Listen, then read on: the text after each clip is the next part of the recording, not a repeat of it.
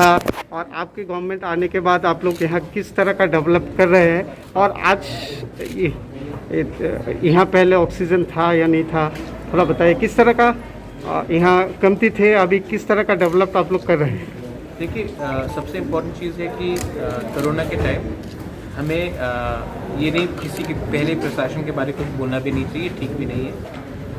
जब हमने चार्ज लिया इस काउंसिल का, मेरे संग मेरे सीएम, मेरे हेल्थ मिनिस्टर सब आए थे और हमने देखा कि यहाँ में काफ़ी कठिनाई है।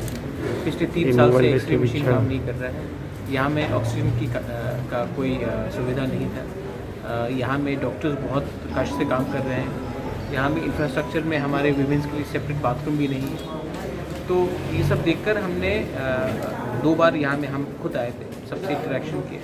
उसके बाद हमने एक प्रपोजल स्टेट गवर्नमेंट को दिया कि आप पूरे त्रिपुरा में ऑक्सीजन प्लांट्स लगा रहे हैं। कुमुलुंग में ये एक हॉस्पिटल है जिसमें एरिया सब है, बिल्डिंग्स है, लेकिन हमने मेंटेन नहीं किया है और हमने इसमें कोई पेशेंट्स के लिए कुछ प्रोवाइड नहीं किया।